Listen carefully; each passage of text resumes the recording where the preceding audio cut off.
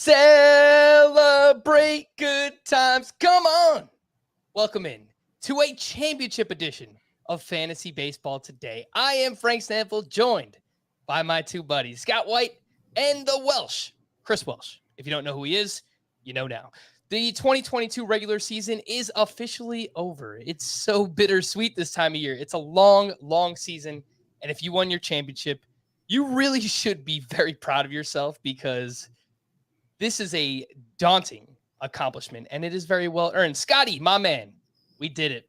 3 seasons together, kind of like 2.5, like 2 1/3, something like that. 2020 counts. 2020 definitely. I get annoyed just in general by people, and it seems to be the majority of baseball analysts who just like act like 2020 didn't happen.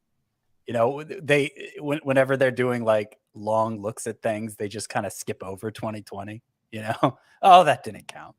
But it definitely counted for the purposes of this podcast because we were doing daily podcasts that whole time from March through September, just like usual. Yes. Let me just paint a picture real quick because I joined the podcast late March 2020. Pandemic is just starting.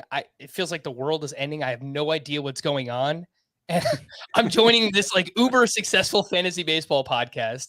And we have to talk about fantasy baseball for God knows how long. We don't know when baseball's returning, and we have to do a daily podcast. I had no idea what I was getting myself into, but I'm happy I did it because it's been a lot of fun. 3rd season in the book, Scotty. The Welsh is here as well, buddy. How you doing, man? Arizona Fall League is up and running. The season is in the books. How you feeling? Pretty good. I was just thinking here, the same people that are like, 2020 doesn't count. They probably also believe that 62 is a home run record. So we don't need to put too much credence into all of those guys. They're probably all the same, but whatever. Stir the pot a little bit. I'm going to be a little sun drunk, if you will. I have been in the hot Arizona sun for 3 straight days, literally, I think 8 in the morning till 10 at night. My children act like I went to war for a month. Like I've been gone when they've seen me. They saw me on Wednesday morning and they were just like, oh my God. It's just, that's how much baseball I've been consuming. And I'm very happy that I'm not completely burnt to a crisp. I don't look like it. No. Yeah, I'm amazed. Franklin's redder than you do. Yeah, I think it's just like a camera thing. Plus, I'm wearing a red shirt, so I think it just kind of brings out some kind of weird red. Yeah, I did the blue, the black. I got a lot of lights in here. I might probably bring it down a little bit. But trust me, if I were to, you'd see the real Welsh in me if I started to bring the shirt down a little bit. You'd be blinded by the whiteness of the skin that would be taking out all of your eyes. Well, I'm happy you're doing it right, man, because that's why we have you here. We're happy to hear that you are consuming all of that Arizona Fall League baseball, and we'll talk about that a little bit later on. Kumar Rocker, what's going on there? Jordan Lawler off to an amazing start. We'll talk about all of that. But just today on the show, we're going to bounce around a little bit. We're going to have some fun. Obviously, we are officially entering the offseason. We'll talk about our leagues, our championships. How did we do? The league leaders, they are officially set. We've got batting titles to award. Not that I'm like Rob Manfred. I'm not giving out any championships or trophies myself, but we will talk about all of that. Some playoff predictions. Again, we're going to bounce around, have a little bit of fun. And one last, oh my goodness gracious, just because we're not going to hear this soundbite for a long time into the off season. Who is our, oh my goodness gracious, standout for the season? We'll talk about that in just a little bit. Scott, I did want to ask just at the top. I mean, how did we do, man? What's the final tally? How'd you do in your leagues? Okay. I would have liked to do better, of course, but Same. Last year was probably my most disappointing playing fantasy baseball. And I'd been really vocal leading up to it. This is last year that, it's very rare for me to finish in the bottom half of the league. And I don't think I've ever finished last in a league. And then last year I finished in the bottom half in the majority of my leagues. And I finished last in like 2 or 3 of them. Because I went so heavy after starting pitcher and the landscape changed very abruptly. And yeah, I was left to pick up the pieces. So, moderated my approach as appropriate and got back to, I think, a more typical performance for me. I ended up winning. So just looking at the redraft leagues, because obviously dynasty leagues are a different animal. I played in 10 of them. I won 2 of them. I finished in the top 3 in half of them. I finished in the top half in 8 of the 10, so 80%. No no like high profile wins. I finished 3rd in my TGFBI league. I finished 7th, which is still top half, but 7th doesn't sound great in Tout Wars because it's a 15 teamer. So it's still top half. I was within 4 points of 4th in Tout Wars, and I was going hard after it because it sounds a lot better to finish 4th than it does to finish 7th. But I did pull out the win in 2 leagues. They were those 2 head-to-head points leagues where I remember I entered the final week way down. I ended up coming back in both of them and winning them. I did lose by 1 point in the AL only league, Roto League that I led all year, basically, and I lost by 1 point. And that if I had won it, it would have been 3 of 4 years that I won it. So that would have been pretty impressive, but Damn. Didn't work out. Overall, I'll grade my season a B-. It was improvement, but I think I can do better, and I think I will do better next year. I think we're getting back to a more familiar, as we get back to a more familiar aesthetic for baseball, like a more familiar home run distribution, more familiar steals distribution. I think with some of the rule changes that are being applied, I think I can settle back into my oldest, longest held strategy, which focuses on things like position scarcity above all else, and definitely leans into hitting over pitching. And I think it's going to go better. So I'm looking forward to next year already. Scott came ready to go. He had a season grade and everything. I tweeted it out already. So I'll give myself a B-. Yeah. I haven't gone that far. I haven't given myself a grade yet. But you and I are alike in this way, Scott, that I think no matter how much we win, we're still not going to be happy, right? Like, the goal is to win all your leagues. Right? It's never going to happen. There's just too many variables that happen throughout a fantasy baseball season. But I kept telling my wife, I'm like, I'm in this really close matchup. I want to go back-to-back in Tout Wars. I really want to win. And I did it. And I'm really excited. I did. And you did it. Unreal. That deserves a round of applause. I agree. I'm the only one clapping. There we go. No, I agree. I agree. No, that is rare company. Back-to-back Tout Wars championships. I'm pretty sure Fred Zinke's done it before, but I'm not sure. I don't know the whole history of Tout Wars. I'm super glad to have been in both of those leagues that you won back-to-back, by the way. I'm super happy to have stared up at the top for you, Frank, on both of those. The point that I was trying to make was just that, like, I told her, like, I won, and she's like, congratulations, that's great news. And then the next thing that came out of my mouth is I start telling her about all the leagues that I lost. But I'm like, I lost this league. So I just can't even let myself be happy for a second. But yeah, I think once this podcast ends, I'll take a step back and try to like let it all sink in. It was a crazy matchup. Shout out to Greg Jewett. Great player this year. He had a fantastic team. And I was giving people updates, the past like week or so about what was going on. I had a huge first week. This was a 2.5 week head-to-head matchup, which is just massive for any type of championship.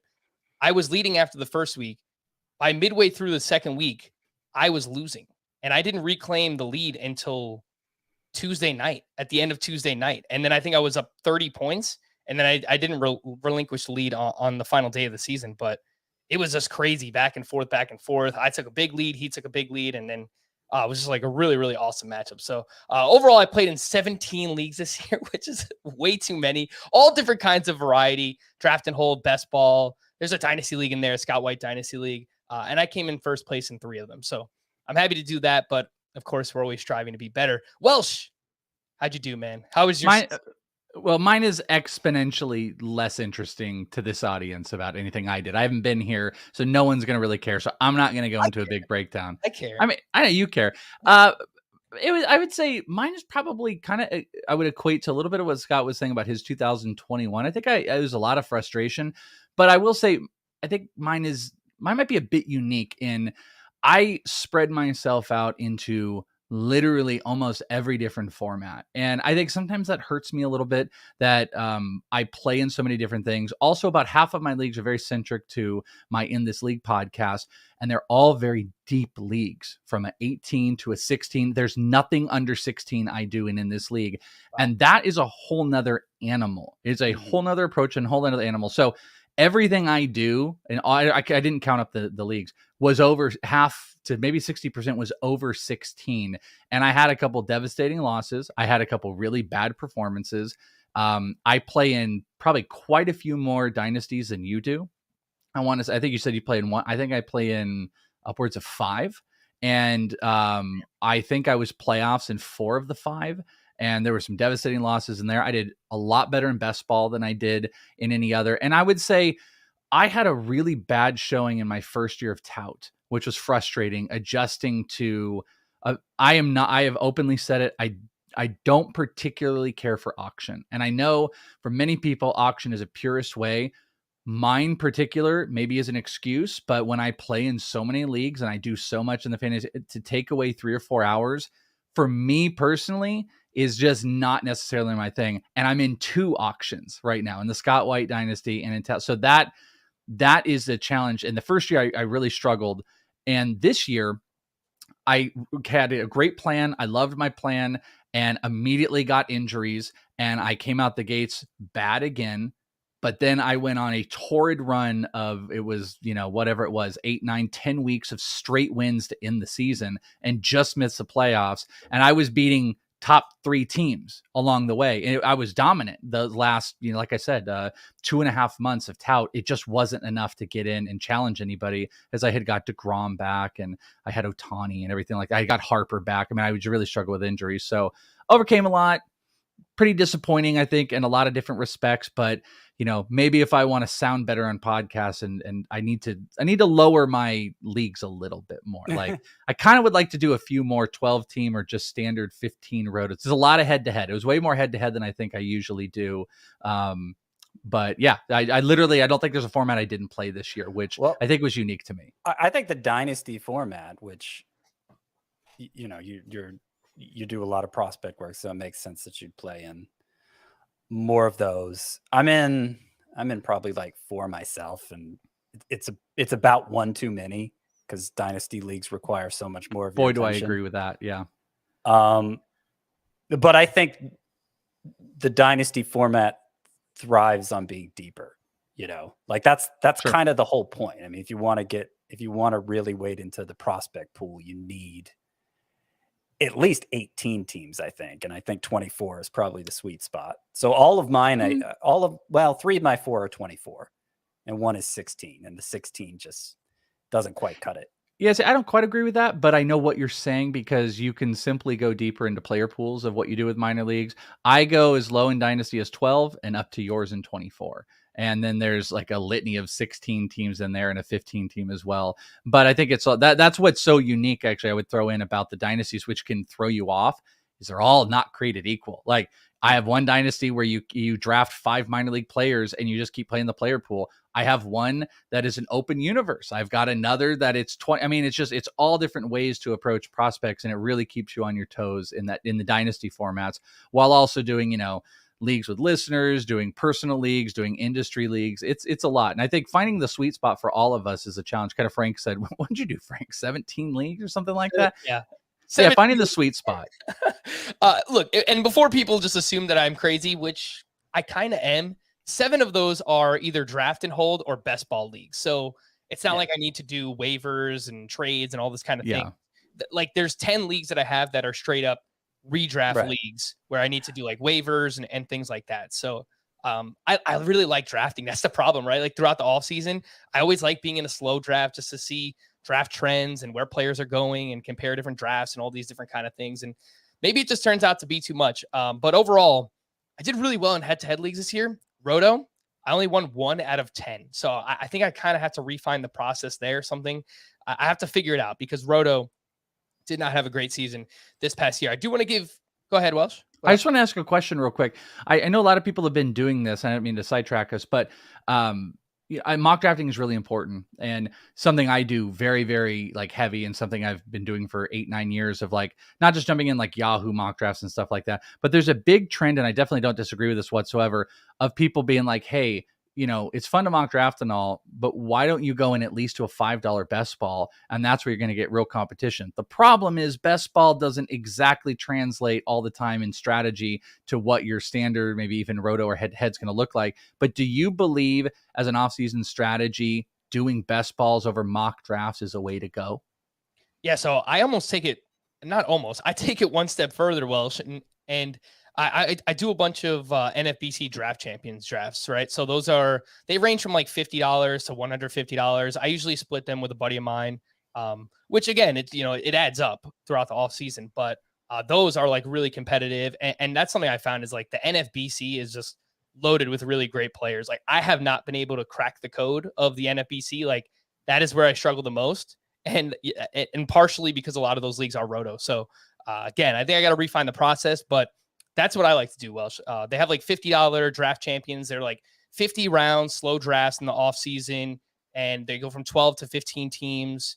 And again, they're slow draft. Like you could take up to 8 hours per pick, right? So like they last a month, and then you could look back on the draft and then you could start a new one. So that's typically what I do. But I think your idea is right. Like do a best ball or something that has like a little bit of monetary value on the line. So and even if it's not that, because like gambling became legal 2 Septembers ago here in Arizona, but NFBC apparently could not get their license through. So I can go and bet on any game I want. I can play any DFS of DraftKings, FanDuel. I can do anything except play NFBC for money cash leagues because they couldn't get their licensing in Arizona. So this is a state that is legal with that. So NFBC is just not necessarily legal in every spot. So even if you can't play it, that doesn't mean you can't play best balls if people get frustrated. There are different places and formats that do it for as little as $5.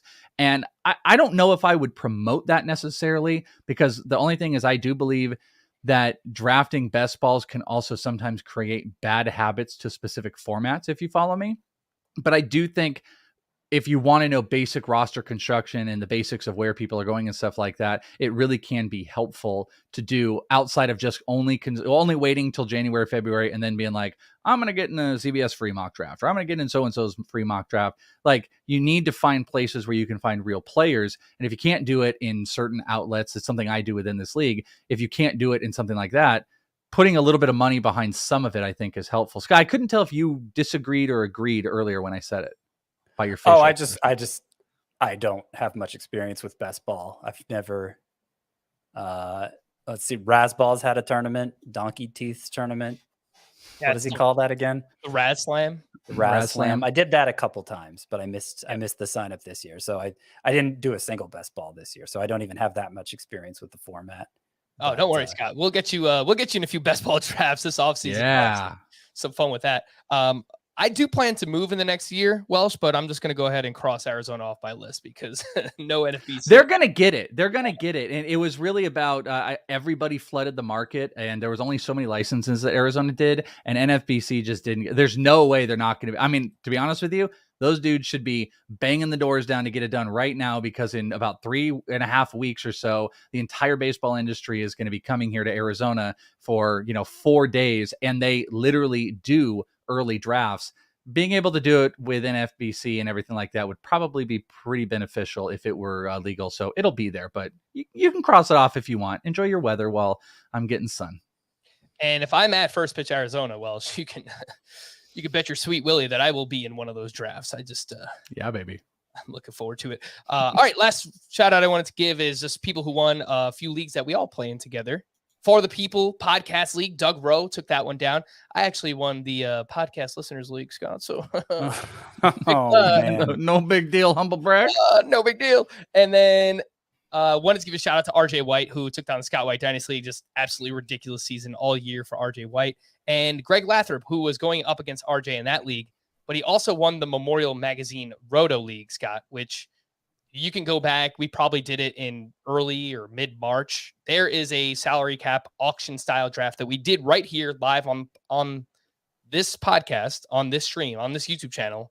And that I famously bid on Sean Murphy when I thought it was Sean Mania, and that is kind of threw a hissy fit. Yes. It was not my proudest moment. But. Boy, that sounds a lot better at the end of the season, though. I think Sean Murphy instead of Sean Mania, that worked out for you. I ended up trading Sean Murphy before the season started, but you're right. Yeah, really. But Greg Lathrop won that league 2 years in a row, so shout out to him. I think he's won it 3 or 4. I think it is 3 or 4. I think you're right about that. So Greg shout Lathrop, out to him. Good fantasy player. All right. Oh my goodness gracious. Let's do it for the last time of the season. Oh my goodness gracious. All right, Scotty, do you have a player ready to go? Or I could start with the Welsh and I can come back to you. I have a player ready to go. Let's do it.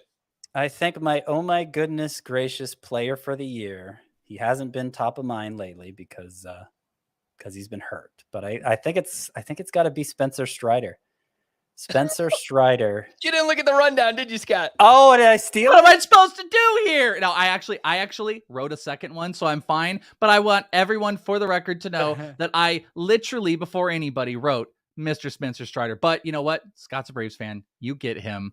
But yes, Okay. I completely agree because I literally wrote it down. I think there's another That's guy I hilarious. considered before That's this, great. but then I No, you take him. You got him. I got another guy. It's yeah. I mean, Spencer Strider.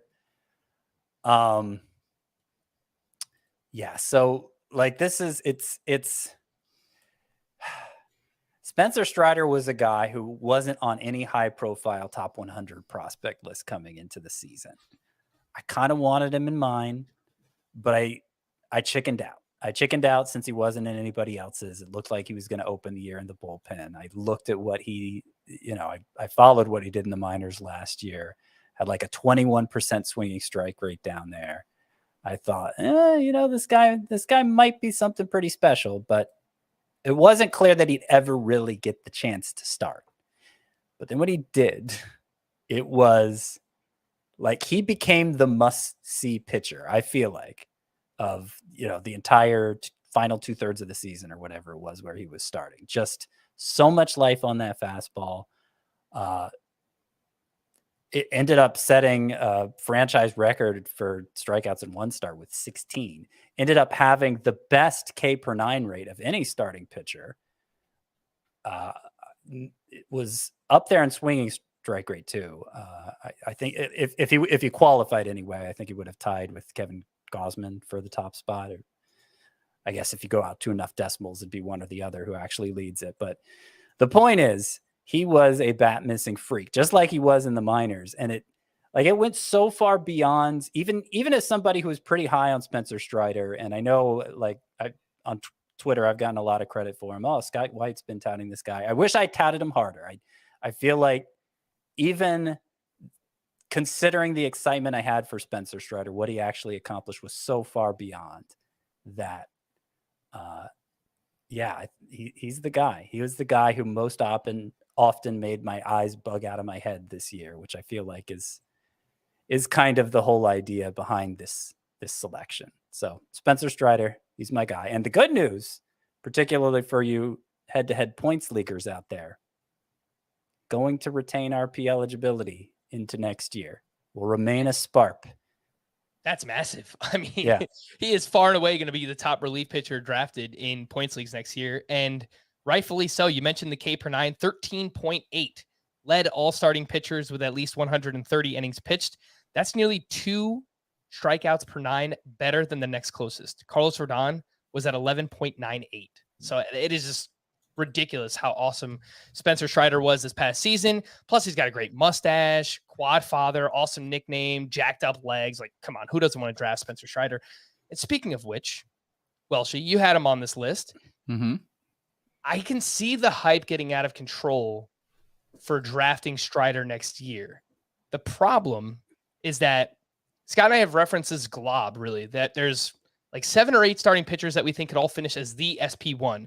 But then there's also like another huge group that is just like these quasi like SP1, like SP1Bs, something like that, basically, where there's like 10 to 12. And I think Strider is going to fall into that range. But what do you think? Will the hype get out of control? I could see him being drafted as like a near top 12 starting pitcher next year. Yeah. I probably, that early mock I did, I was on here, I mentioned to you guys, I took Strider in that one. He was my first SP. And if I remember correctly, he might have been just outside. I want to say maybe top 15 he went. But yeah, I mean, I had him on this list because... Wait, top 15 among SP? Yeah, but yeah, Okay. not overall. Okay, just among making SP. sure. Yeah, no, 100%. If it's overall, his hype really is out of control. Yeah, I mean, I had this, again, in my little universe, this famous thing that I keep reciting, but there's this moment very early in the season, very, very early, where I get I get a little tooty sometimes. I poke back at people in the industry, and sometimes where like it's tough sometimes when you want to bring up and you want to have a debate and a question, and everybody is so gung-ho on one way or the other. And I did it with Strider. We're talking May. And I said, hey, listen, do we need to be considering Strider or Aaron Ashby? And the vitriol I got for even posing the question at that time, I'm going to go find it. I'm going to retweet it now as I think, especially if he wins Rookie of the Year, just so everyone can be reminded of the thread. Because there's some industry people that popped in, and then their people popped in saying what a silly question it was. And how stupid do they look now? Because Spencer Strider, they thought it was obvious it was Ashby. They thought Aaron Ashby, to even pose the question that Spencer Strider was in the same breath this season as Aaron Ashby was insane to ask. And I hate that type of stuff because we should always be having debate, whether you think it is so much more one way or the other. If any of us are posing the question, there's some validity there. And look how it ended up going. I mean, Spencer Strider ended up with, he was only one of 11 players with 200 strikeouts this year. And of those 11, this is something I marked on there, had the 5th best ERA. The 5th best ERA of the top 11 who had 200 strikeouts. The worry is obviously where the walk rate could go. He's primarily a relatively 2-pitch pitcher, which you'd like to see more of, but he was so dominant, and there's room for growth there that I'm in. And I do think the hype could get a little ahead. We always have to watch that. Paying this year for last year's performance can be dangerous, but we also have to be able to pick and choose elite talent. I think people are going to say the same thing about Michael Harris, and they'll be like, oh, walk rate. Well, I don't know. I mean, I care about walk rate, but I don't know how much I'm going to care about if a guy's going to just hit 300 all the time, be impactful at every moment of the game, and also steal 30 bases. Like, there's only so much we can pick apart to justify why we don't like something, that we just have to step away and be like, listen, these guys are just good. And if you want to draft a player for 200 strikeout plus, Spencer Strider is a no-brainer. And he, you use the kind of the Paul Spohr famous term of the glob of pitching that's in there. He is the 1B glob, like you said. That is exactly what he is. He's not the guy we're going to look at. He's not the very tippy top. He's not the Burns, or if you put Cole or DeGrom or McClanahan in there, he's not those, but he's the next tier. You could genuinely ask a question of Cease versus Strider, and it's not silly. It's not a silly question. It's just, how much do you want to be burned? He has a higher potential to be burned, but the highest K per 9 in all of baseball. He probably also has the highest K percentage into next year if you see growth. Imagine if this guy could develop a even suboptimal third pitch, a changeup. He threw more than 4% of the time, and he threw it, 9 to 10% of the time and throwing hitters off. We could be looking at a completely next level pitcher. So yeah, I put Spencer Strider in here. I completely agree with Scott. And I do think the hype is dangerous, and he's going to be probably one of like 10 players you're going to put major focus on whatever early drafts or best balls or whatever exist out there to kind of start to see where he goes. He only threw 109 changeups this year, but he had a near 50% whiff rate with it. I kind of feel like to see more of that. If he needed to throw it more, he would, but like he just doesn't need to. I also think Michael Harris will end up winning NL Rookie of the Year, which is kind of disappointing to me. Not that he doesn't deserve it, but I just like the amount of buzz that Strider created. I feel like that deserves an award. And just I think we should see co-rookie of the year. I think personally, if I had my vote, I probably would vote for Michael Harris, if I'm being honest. But I think of all the justification, I always look back to like basketball, back when Grant Hill and Jason Kidd won co-rookie of the years. And sometimes it's kind of just meh. I don't know. These guys are teammates. They were both so impactful for one of the best NL teams. I think of all times, this would be a very good justification of a co-rookie of the year award for two teammates that could share it. This is probably one of the few instances I would actually be for that. Yeah. Scott, you mentioned the changeup for Spencer Strider, near 50% whiff rate. Well, his slider does have a 52% whiff rate, according to StatCast. So when you get that many whiffs and you have a ridiculous fastball, you don't really need much else. So as long as that control is okay, then I think Spencer Strider is going to be really, really good again in 2023. Standout for me, Justin Verlander. We'll get to him a little bit later on. He was on my Tout Wars team. I'm sure this is actually something that I'm going to look into, and we're going to get this data after the season ends. Which players were on the most winning championship lineups on CBS? And I have a feeling that Justin Verlander is going to be on a lot of them, just based on where he was being drafted, the middle rounds. Obviously, go out. Looks like he's going to win the American League Cy Young. He led the league in ERA. He led the league in WHIP. He was absolutely ridiculous. The only qualified starting pitcher under a 2 ERA this year. But we'll talk about Verlander a little bit later on. I wanted to highlight a hitter, which I just don't think that we've given him enough due this year. And I did not have a single share. 17 different leagues, did not have one. Adolis Garcia. Adolis Garcia finished as a top 5 outfielder in Roto leagues this year, 16th overall. .250 batting average, 27 homers, 25 steals, 88 runs, 101 RBI. Batting average doesn't technically hurt you in this landscape of fantasy baseball. And that's about average in your roto league. It's like whatever, 5th, 6th place, something like that. And he was a legit 4-category contributor everywhere else. So he was written off. I feel like nobody wanted to draft Adolis Garcia coming into the year, and he was awesome. One of, I don't know how many players, I'll figure it out. One of however many. One of 525 this year. So. Four 25 guys. The others were Marcus Semien, Julio Rodriguez, and Kyle Tucker. I was about to say Kyle Tucker. Yeah. So awesome. Didn't Bobby miss it by like 1 homer? I think 1 or 2 home runs. Bobby Witt. I know he had the steals. He was definitely short on the home runs. I don't know how close he was, but 20 homers. Oh, okay. So 5. Okay. So he was off by a little bit, but yeah, the speed definitely there for Bobby Witt. And speaking of speed, Welsh, I know you did have just one other player that you wanted to mention here. Yeah, so I put Strider as like my big name. If we were trying to go deep, because I know sometimes like this can be like, hey, the biggest thing.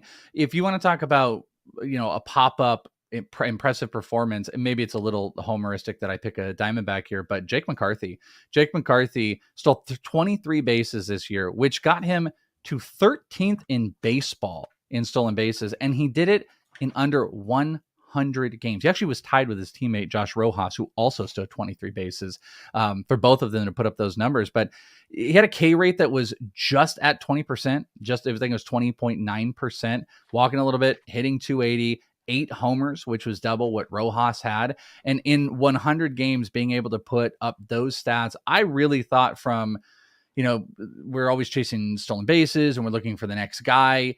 He's ironically one of those players that I thought put up an insanely impressive season that's not going to be overly priced next year, because we have questions. Is he going to be a major starting outfielder next year? They did option Alec Thomas, which kind of maybe tells a little bit of the story, but they're crowded in the outfield. Corbin Carroll's got that locked down, whatever moves they make in the offseason. But I think we have some questions. Also, the Diamondbacks kind of stinky. People are not super excited about them, even though they've got some decent players. So hey, I was just talking them up on the last podcast, right? Well, they got fun guys, but the team is just kind of for a lot of people. Good for dynasty future and minor leagues and stuff like that. But McCarthy, we're talking top 15 of stolen bases in under 100 at bats in a shortened, really, he did a lot of this work in the last like 45 to 60 days. He's just one of those guys that I thought it was an insanely good year of a not big name player that also, I just don't think he's going to be 100, top 150. Maybe he'll touch that range. No chance he'll be top 100, but he's just going to come at a crazy cost at a position that we are always chasing in stolen bases. He did a lot of that on with a team that typically does not run. That was another crazy thing. Lovello is horrible at letting his team go, and he just gave all these green lights this year. And you had Rojas and him combined for 46 stolen bases, and you have maybe one of the fastest players in baseball in Corbin Carroll, who might help and lead off next year and could easily steal 40 plus. So this might be like the newfound Royals the Diamondbacks are, because they're going to have to win games by running, and they finally accepted it. And McCarthy is just one of the most impressive. I kind of like the idea of Corbin Carroll and Jake McCarthy just up at the top of their lineup, like 2 speed demons up there, and just kind of see what they could do. I'm looking at the second half numbers for McCarthy, and I threw this term around a little bit too much, I think, towards the end of the year. League winner, right?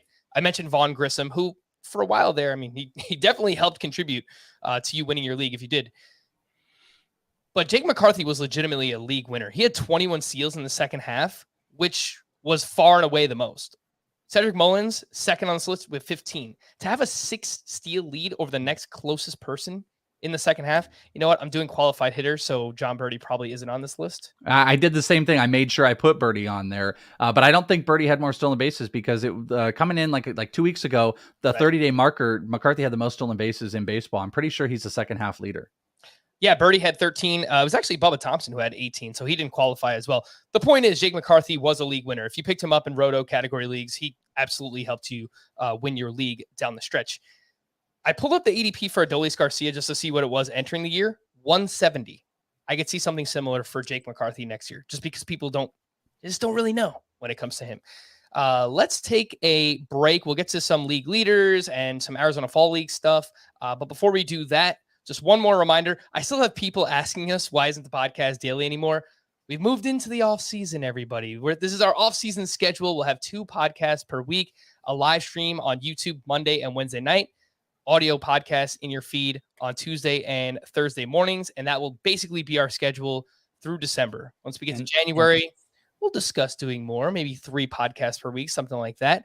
But for now, the next 3 months, we're going 2 pods per week. And speaking of next week, we will take a look at what we got right, what we got wrong, some statistical trends. Once the dust settles a little bit, we can take a look at the data.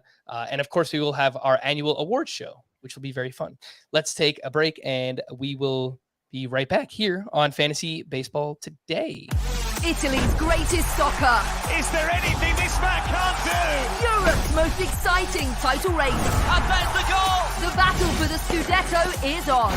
Stream every Serie match live, exclusively on Paramount+. All right, so I do have some news and notes. Not much going on. Obviously, the season coming to an end. It's going to be stuff that either affects the playoffs or next season. Nelson Cruz will undergo surgery on his left eye around the end of October. He'll be able to resume baseball activities 6 to 8 weeks after that, and he does plan to play once again in 2023. He will turn 43 next July. What's dead may never die. Nelson Cruz. So is this to correct a vision problem? So he's missed like basically the final month of the season, Scott, dealing with some kind of left eye injury. I think it was like some kind of irritation. It's called old. It's just he's old. He's so old, and you need eye surgery and glasses when you're old. That's true. You're not wrong. Well, the reason I ask is because, are we going to make that an explanation for why he struggled as opposed to him just being old? Because for the past however many years, it was like, oh, well, this is the year Nelson Cruz may finally fall off, so you should probably avoid him. And he kept sliding and drafts more and more every year, and it was always wrong until this year. And age 42 might be the end of the road for Nelson Cruz. That's been my assumption, but now all of a sudden I'm rethinking things. Inflammation in the inner corner of his left eye. Yeah. That's what I've got. But I kind of want to agree with Welsh and just say that he's old. Yeah. I mean, that sounds almost more like an injury as opposed to a defect, Yeah. I mean, I'm almost 40 and like everything is inflamed and hurts and is going away and I don't do the thing. So like, I know he's an athlete and I'm this, but you're getting older and like, didn't he have like a blood transfusion a couple years ago? Like there's a lot of things you're trying out there. I thought he did a lot of weird things, but yeah, I'm kind of thinking this might be the end of the road for the, I mean, was it Julio Franco? Like that would have been the guy, like we can't do this for that long in baseball. And Nelson Cruz is down the end of the line. Yeah, I think Franco played till he was 48 years old? Yeah, something like that. Something crazy. He still looks pretty amazing, by the way. He did like a video not too long ago. I don't even know how old he is, like 60 or something. He's in his 60s. 55, yeah. He looks great too. He's amazing. His eyes are probably fine. He's doing one-handed push-ups somewhere, probably. Yeah. Mike Clevenger was placed in the IL with an illness, which puts his wild card status in doubt. Brian Hayes told reporters that he's dealt with back discomfort the entire season. He ended the year batting .244 with just 7 home runs, but the 20 steals, it's useful from the third base position. I mean, however you want to slice it, it's not a good year, but to get 20 steals from your corner infielder in a deeper categories league, it's still useful. So I don't know if we get good reports on his health in the offseason. I don't know what the upside, like 270 with 15 home runs. Can he get there with 20 steals? That's a pretty productive player, but probably not going to be the superstar or even star that maybe we thought. Yeah, it seems like there's always an excuse to have for Brian Hayes, and kind of over it. All right. By the way, 64 is how old Julio Franco is. He's a year away from being a senior citizen. Oh, geez. You get like $6 movie tickets at the theater. You get Social Security. That's amazing. That's nice. Jesse Winker was placed on the IL with a neck issue and is unlikely to return in the postseason. A very disappointing season for Jesse Winker. His first in Seattle, he hit .219 with 14 homers. And when we do what we got right and what we got wrong next week, Jesse Winker is actually one that I think we all got right. We were off him coming into the year, and especially once he got traded to Seattle, it's just huge negative park shift from Cincinnati. The Angels signed manager Phil Nevin to a 1-year contract, which kind of surprised me because he went 46-60 in the 106 games as interim manager. They need pitching. That's what it comes down to for the Angels. Like Ohtani can do as much as he wants to, but at the end, the end of the day, it's still not enough for them. We'll see what the Angels. One thing to add on the coaching front before you moved on from it, I just don't know if you saw it. It happened. We're doing this live within the last 10 minutes. The Royals fired Mike Matheny and pitching coach Cal Eldred. So I didn't mean to step on you if you did see it. I was going to post it in the thing, but I didn't see it on the sheet here. So just wanted that to be added to the coaching information. No, that is all good. I literally just got an update here on my watch. Royals fire Mike Matheny. So he is out. I believe they fired their general manager mid-season, their president of baseball operations. So yeah, they're going to go with a clean slate into the off season and they'll figure it out. They've got a lot of young talent as well. But now they have to put it together, figure out a way to get all those guys working. We have 3 pitching matchups set for game 1 of the Wild Card Series on Friday. Shane McClanahan versus Shane Bieber. Battle of Shanes. I like that. Luis Castillo versus Alek Manoah. Max Scherzer versus Yu Darvish. We are waiting on the matchup between the Cardinals and the Phillies, which brings us to the postseason, guys. Just want to ask you your predictions. Right? I feel like we don't pay enough attention to what's actually going on in baseball throughout the course of the season. I feel like this comes up at times, Scott, where we're so ingrained in this, like day to day, we look at player analysis, right? We're so deep into player analysis where halfway through the season, if you ask me who's in first place in any division, I probably don't know. And it's like kind of weird to admit because we watch baseball every single day. But it's that's just not the focus, right? Yeah. It's just we're so like individual, like focuses on the individual players more so than the team context, and we kind of lose sight of that. It's like a sports talk radio type of thing. It's like a sports talk radio be like, division talk. It's like, no, we're just like, it's isolated on the category, the stat, and the individual player. I totally relate with this. For the American League wildcard matchups, we have, again, the Rays against the Guardians, the Mariners against the Blue Jays. In the National League wildcard, we have the Phillies against the Cardinals, the Padres against the Mets. The top 2 teams in each league get the bye to the divisional round. That includes the Astros, the Yankees, the Dodgers, and the Braves. And with that, Scotty, your World Series pick, is he going to do it? Is he going with the homer pick? Yeah. Who do the Braves beat in the World Series? Don't do it, Scott. Come on. Do it. I think in all my years doing this for CBS, this was the first year I picked the Braves to win the World Series. And I'm going back to my preseason prediction here, referencing that. And both of my World Series picks from the preseason are indeed in the playoffs. So I could just stick with that, which was Braves over Blue Jays. Do I want to stick with that? I say you got to ride it out, right, Scott? Come on, man. I mean, the Dodgers are just stupid good. They sure are. But and the Astros are clearly the best team in the AL, I think. But if I pick Braves over Astros, I'm just picking last year's World Series over again, which feels kind of lame. I'll stick with the preseason pick. There's an upset in the AL. Blue Jays get to the World Series. Braves over Blue Jays. Welsh, would you like to know my preseason World Series prediction?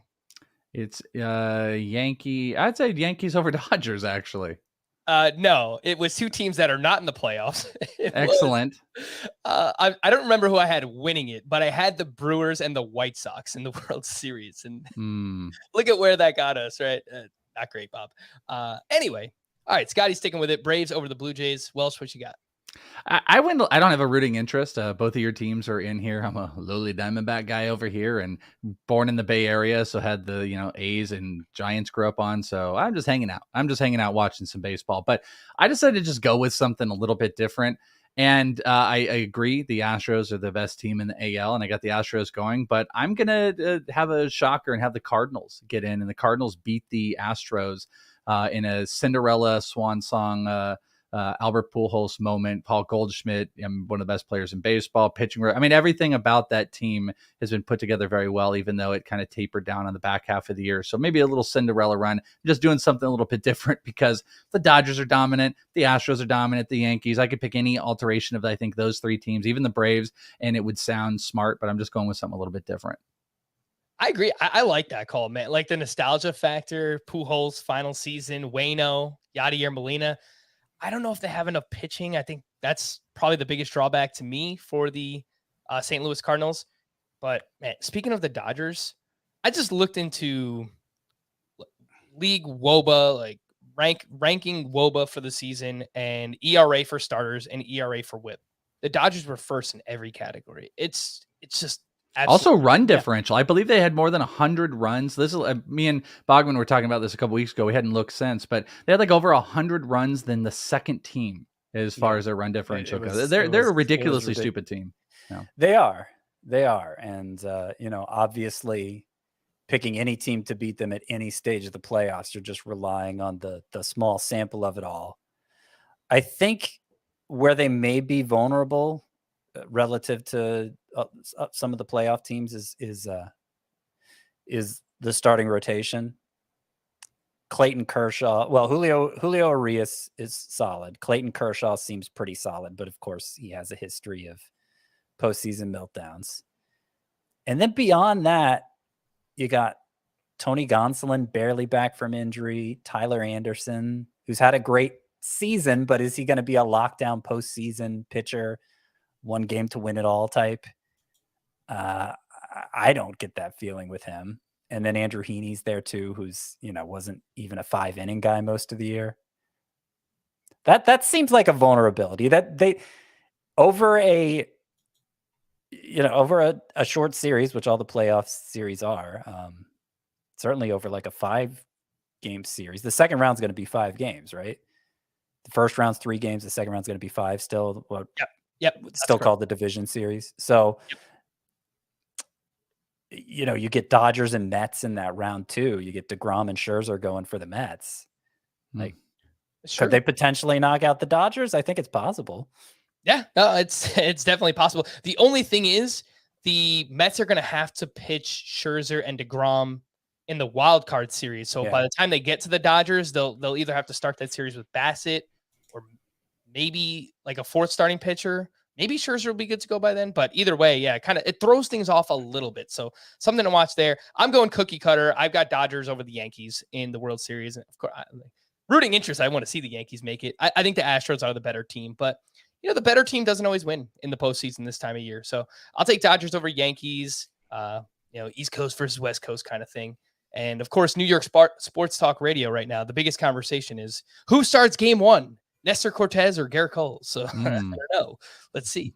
I do have some league leaders. Everything is kind of settled for now. But let's quickly run through some of these and we can give some thoughts along the way. Batting average, Jeff McNeil narrowly beats out Freddie Freeman for the National League batting title. 326 batting average for Jeff McNeil, 325 for Freddie Freeman. Luis Arraez captured the AL batting title, finished with a 316 batting average. I have a nice little trivia question for you guys. Are you ready? Sure.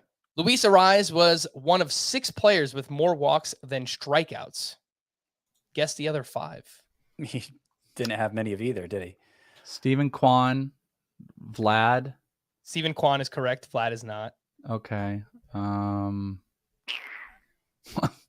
got Stephen Kwan without looking and cheating here. Those are my 2 big guesses. Scott, I'm going to tag you in for one. I'm going to tag you in here for one. I feel like there's a really obvious guy who I just can't come up with the name. Vinny Pasquantino?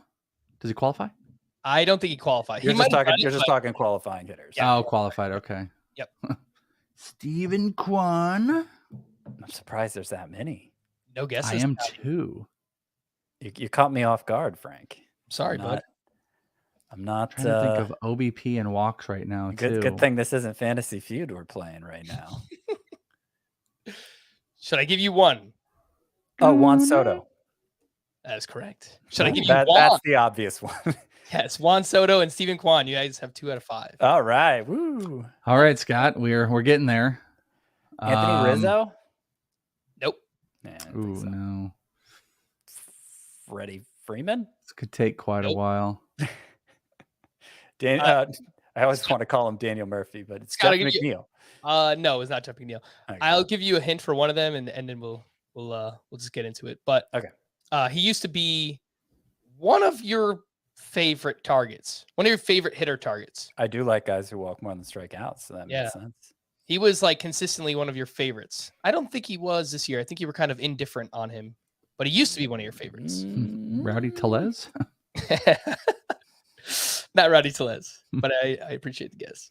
Scott, I don't know. I think for the sake of the audience, you're just gonna have to tell us. All right, it was Alex Bregman is one of them. Oh, of course. You Yeah. used to love Alex Bregman. Come on. Yandy Diaz, which I don't blame you. You were probably never going to get that one. And another one, Scott, that you really like, Alejandro Kirk. Yeah. Okay. None of those surprise me now that you named them. It's just, Right. not having the word bank there. Were there any names that almost would have made it if they had qualified? I didn't lower the plate appearance total. I just kind of looked into the qualifiers, but it's a good question. I think Vinny Pasquantino is probably up there. Yeah, I'm looking right here to see if there's any name. Not that this matters anymore. If any names pop up, because I went to 100. There's Bregman. All right, this won't matter. I'll just keep us here all night. All right. The home run leader, of course, it was Aaron Judge, who finally hit his 62nd home run on the last day, a second to last day of the season. That is, he passed Roger Maris, setting the American League home run record, not the home run record, although many people will try to argue with you about that. And none of us on this podcast are. I mean, if you even acknowledging it's not the home run record, and it's not, there is a record on the books, and it's not this number. Correct. But still, Aaron Judge hit 16 more home runs than anybody else. Like that I feel like is the number to fixate on.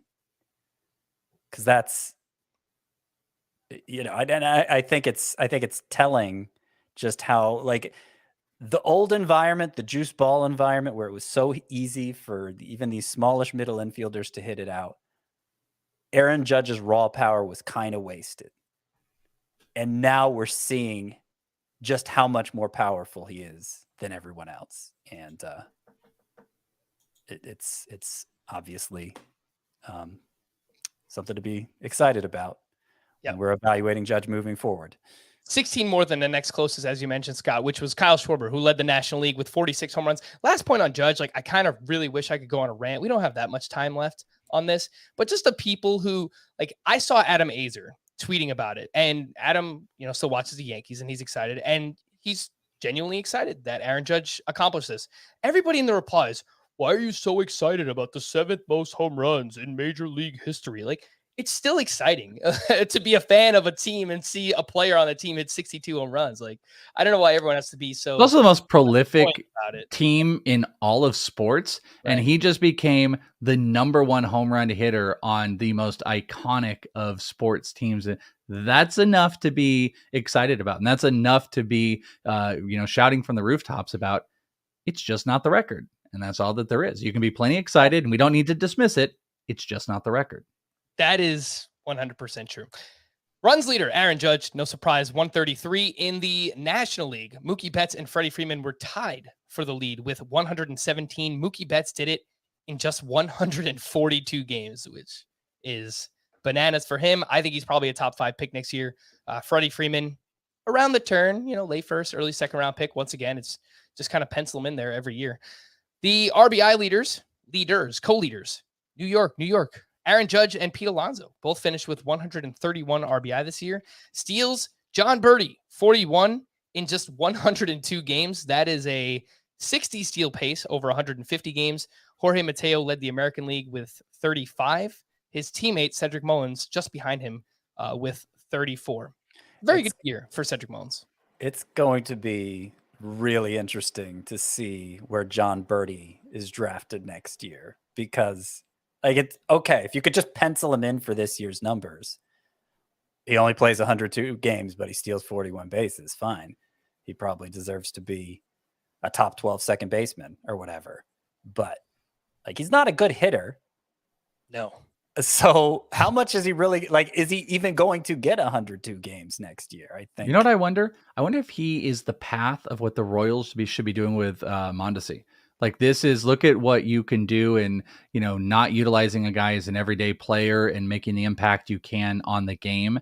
This might be Mondesi cannot stay healthy, and they even acknowledge coming into this season, we can't count on him for 100 games. If maybe there's a path that Mondesi could repeat Birdie. But funny enough to what you're saying, Mondesi will go well before Birdie in drafts this year because we are all masochists in fantasy, and Mondesi's name is just still there. I didn't mean to make it about Mondesi. It's just Birdie and Mondesi are kind of like a really interesting interconnective fantasy duo that are just very far apart, but they really could be really close. Speaking of Mondesi, last point on this, Chris Towers made this comparison halfway through the season. He said, if you took Jorge Mateo's name off the back of his jersey, why isn't he Adalberto Mondesi? And at the time, I was like, that is a fantastic comparison. Mateo finishes 221 batting average, 13 homers, 63 runs, 50 RBI, 35 steals.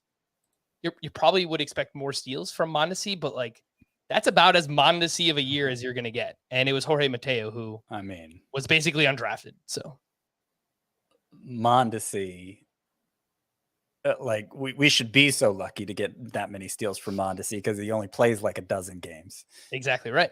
Let's move over to the pitching side. ERA, I mentioned, at the ripe age of 39, Justin Verlander finishes at 1.75 for the year, the only qualified starting pitcher under a 2 ERA. Then for WHIP, it was also Verlander, 0.83. The National League leader, Zach Gallen, ridiculous run in the second half. His WHIP ends at 0.91.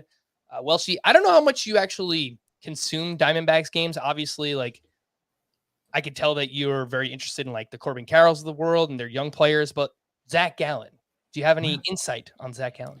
Well, I mean, this is the early, I still get over the PCL stuff when he first came up and how a prime example, I won't go on this long tangent, but when Dre Jameson came up, people were like, oh my God, he had like a 5.5 ERA in the PCL, but it was like, well, go look at his AA. It was like a 2 ERA. Zach Gallen was one of the few players that I've ever seen that just dominated the PCL, and he is a command pitcher. He throws strikes, he keeps you off balance, he throws more strikes, and then he throws more strikes. He's got a solid defense behind him. The pitch mix keeps pitchers off, and I don't think his stuff is like dominant strikeout, anything like Strider or anything like that. But I mean, we saw this in quality starts that move up. He just pumps the strike zone. He's not afraid because he has a great he's always had. David Peralta had won a Gold Glove when he was here. Nick Ahmed had won a Gold Glove. They've got Rojas. They've got speed. They've got gloves. They don't have deficiencies in the outfield. So I think you get more confidence with, mid-90s fastball, multiple pitches that he commands. And that's how you find success even on a relatively subpar team. So I watched tons of Gallen this year. I've watched it since he became a Diamondback and before when he was with the Marlins. And he's just gotten better. He's gotten better, and he went through a little bump for a period of time, but that confidence came back. He's also got really great pitching help with the Diamondbacks and how they utilize analytics. And Dan Herron has been there and kind of changed the scope of everything. I mean, that's why, unfortunately, Madison Bumgarner can't get it together, but guys, with that mid-90s stuff and have secondaries like Merrill Kelly and Zach Gallen have found success. And then, Ryan Nelson, Drew Jameson, Dre Jameson, they're finding guys and they're finding a way, and they are actually a pretty interesting pitching team to take a look at in 2023. I noticed Gallen threw his curveball a lot more in the second half too, which really spiked, helped the numbers. Obviously, his curveball is one of the best in baseball. So I think that could be a recipe for him moving forward. The wins leader, Kyle Wright, 21. He is your only 20-game winner. And I have a feeling he will also be on a lot of those winning rosters once I get that data, because someone who was either drafted in the last round, picked up very early in the season, goes on to win 21 games, mid-3s ERA, good whip, strikeout per inning. He was awesome. He's absolutely a league winner this year. That is Kyle Wright. Your strikeout leader was Garrett Cole, 257 strikeouts. He also led the American League with 33 home runs allowed. That was second behind only Josiah Gray for the league lead. Josiah Gray allowed 38, which is like, yeah, really well, ridiculous. The home runs per 9, I'm sure, were a lot higher for Josiah Gray, but man, 33 homers for Garrett Cole. Yeah. Ugh. Yeah, well, I mean, we talked about it recently. In third year now with the Yankees, it looks like everybody who thought he'd be too vulnerable to the long ball in that park was to some extent right. He finishes this year leading the majors in strikeouts, but a 3.50 ERA on the dot. And that's why, even though I do think he's one of those 7-8 pitchers you were referring to earlier, Frank, who could finish number 1 next year, he's probably going to be toward the back end of that group for me. He's probably going to be like my 7th ranked pitcher, just because he's, he seems like the biggest ERA risk among that group. Yeah. If Garrett Cole is a borderline first round pick again next year, I can tell you right now that I will not be drafting Garrett Cole. No. Your saves leader was Emmanuel Clase. He finished with 42. He had just 7 saves through May, 34 from June 1st on. He finished with a 1.36 ERA, 0.73 whip, just over a strikeout per inning. One of the most dominant relievers in all of baseball. Emmanuel Clase. He was amazing. For anyone who's still listening at the 1 hour mark, we're going to tighten it up a little bit. We're having a little fun. Last day of the season. So we're going to run long because I do want to get some updates here from our guy, the Welsh, what he's seen out there in the Arizona Fall League. I know we're actually holding him up right now. He's getting ready to go out to another game at the AFL. And speaking of which, if anyone listens to In This League, or if you haven't, you should go check it out because they do a great job. But I noticed they use a lot of sound bites, and you guys come up with like these interesting stings and promos and things that you put together. So I was like, I need to come up with something for the Arizona Fall League whenever we talk about it. So this is what I came up with. Welsh, you could be entirely critical. Let me know if I did a good job. I'm excited. I'm kind of torn right now. I don't think I did a good job with it, but you let me know. AFL updates next. That's terrible. Terrible. Don't you want to look at the Grand Canyon? That's it. It's Charles Barkley saying terrible a bunch of times. And there's a National Lampoon's quote in there, which the Welsh provided me. Not nearly as good as anything that you do, Welsh, but what'd you think? I liked it. I like the binging and the banging of the. It's terrible. Charles Barkley, a fixture of Phoenix for everybody to know. It's very Arizona centric. I enjoyed it. Everybody else is like, all right, we'll do that. We can keep going. Yeah, and we keep adding to it. Yeah. If I anyone don't else has to associate Charles Barkley with Phoenix, but that makes sense. I understand the connection now that you mentioned. I had suggested maybe a Raising Arizona clip, or I went to National Lampoon's where he's like, kids, look at the Grand Canyon. All right, let's go. And that was that was the Arizona things I could think of. So if anyone else has any other ideas of Arizona centric things you want to hear, feel free to let us know. All right, let's jump in and talk about some of these AFL standouts. We're only like 3 days in, so whatever. Like, we're going to have more data the next coming weeks, but I referenced this earlier. Hot start for Jordan Lawler. 3 for 6, 2 homers, 4 walks, 2 steals. I know that you were at a few of the games that he's played in. What have you seen from Jordan Lawler so far? Yeah, I was at I pretty much I missed his first home run video, but I have seen him. He didn't play today. I've been every single day. I've been to a morning game. I've also a couple slipped over to another morning game, and then I've been to all the night games outside of tonight's, which there was some weather stuff that was going to go on. But Lawler looks like the best player out here. Clearly, he is the most comfortable.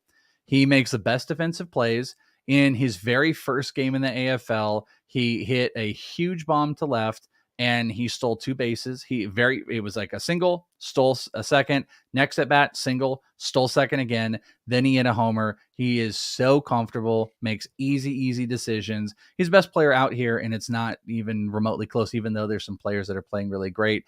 And, stolen bases are not necessarily a huge thing in the AFL. I just want to point this out. I do think there's something going on because if you don't know what they're doing in the AFL is they're testing out all the new stuff. They're testing out the big bases. They're testing out a instant replay system, which is, you know what? I should get a video of it. What happens is a catcher will immediately challenge it, and the over the intercom, they'll go, the previous play is being challenged. And then you go over to the scoreboard, and what they do is they show you the track, the pitch tracker, and it shows the pitch come in.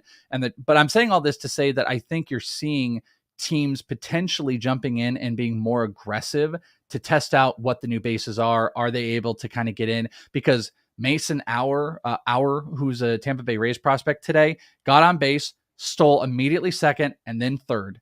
Brennan Davis stole a base. Jordan Walker stole. I've never seen as many stolen bases as I have before. But coming back to it, Jordan Lawler, clearly one of the best players here. He has dominated every single day he's played. He's hit homers. And there is a funny video. I know we're running long and I don't want to sidetrack us, but I could do this anytime you want. We can add videos here and you could hear it. I got one of Lawler's homers on video yesterday, and it's a great clip because he thinks he didn't hit it. And you can hear him go, oh, and then it goes.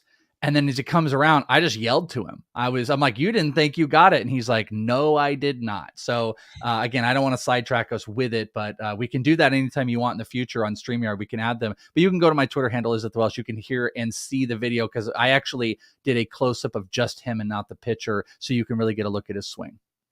Scott, quick thought from you on Jordan Lawler. He's 20 years old. He was the 6th overall pick in last year's draft, 2021, out of high school. Do you think there's any chance that we could see him with the Diamondbacks next year? Oh, yeah.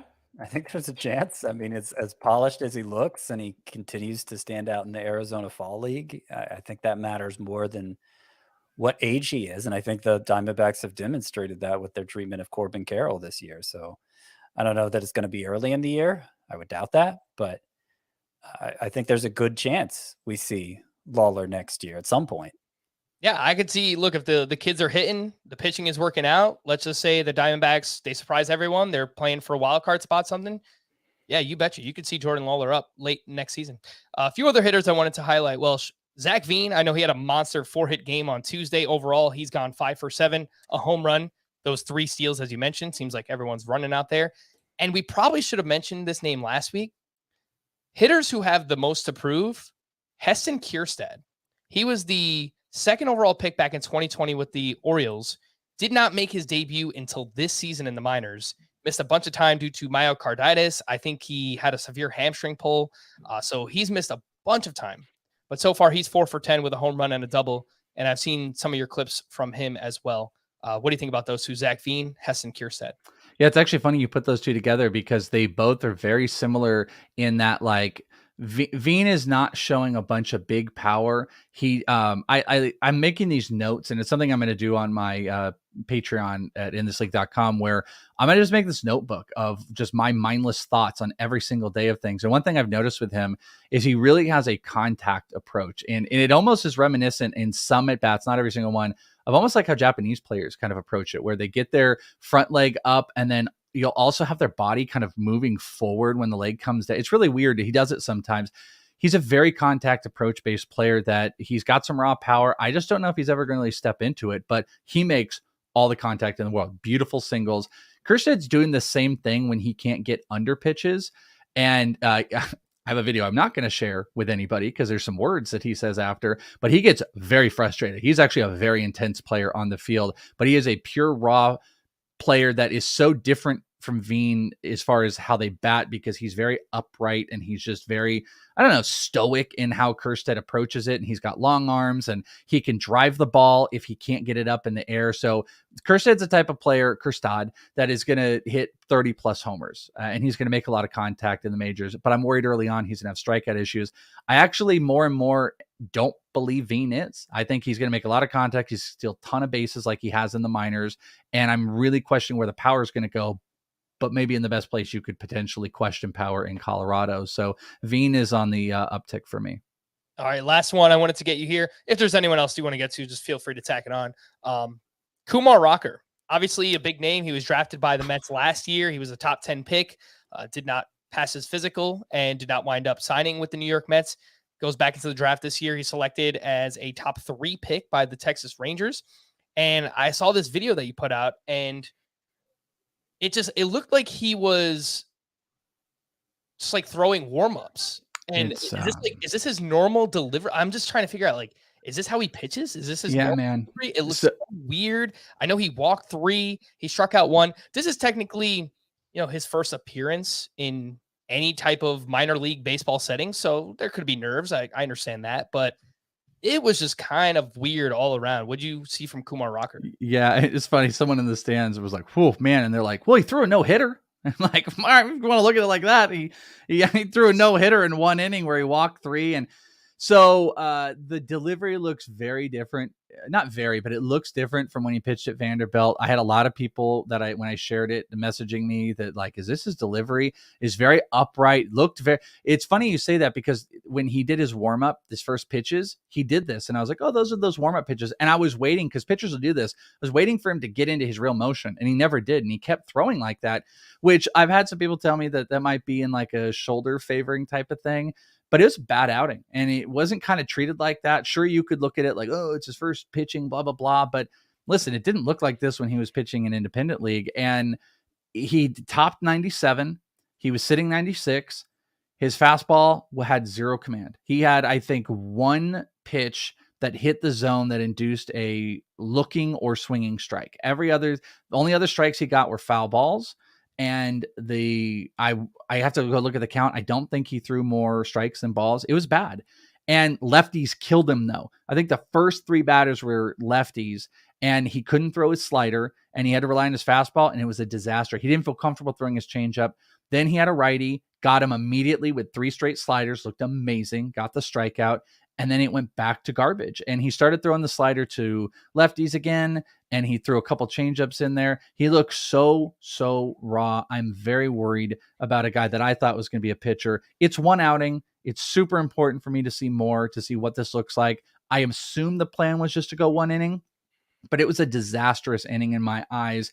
But that is a big fastball if it could be commanded. So watch it. And I put his strikeout on Twitter, and then I just decided to share with everybody. It's a 2.5-minute clip of some of the craziness that went on, pass balls, and also his demeanor was weird. Like, I just want everyone to go and look. He threw this pass ball that he didn't then come cover home plate, and then just the slowest walk I've ever seen going back. So I just don't know if he was frustrated. It's really hard to gauge what's going on, but I couldn't tell if it was frustration or injury or something, but it was one of the weirder pitching performances I've ever seen in 1 inning on a touted prospect like that. Scott, we'll have all off season to figure out first-year player draft rankings for those who play in dynasty leagues, obviously. And again, we'll see more starts out of Kumar Rocker. You don't want to overreact too much, of course, to what he just did. But I would be cautious as of now, just, when considering, all right, who am I going to draft in my first-year player draft? Just going to throw it out there. Even in a points league, Scott, I'd be kind of cautious with him. Yeah, I mean, my mind immediately goes to points leagues because the Scott White Dynasty League is the only one where we have anything like a first-year player draft. And, just top of my head, there's going to be 6 hitters, 5 hitters. Yeah, at least 5 hitters immediately come to mind who would definitely go ahead of Kumar Rocker, even in that format that tends to favor starting pitching. Mm-hmm. Yeah, and I think we could start to see him slide down a little bit more. But again, we have all off season to figure that out. All right, the season is in the books, guys. This was a lot of fun. Some playoff predictions, league leaders, some AFL updates as well. That is the Welsh and Scotty. I am Frank. Thank you all for listening and watching Fantasy Baseball today. We'll be back again on Tuesday. Bye-bye.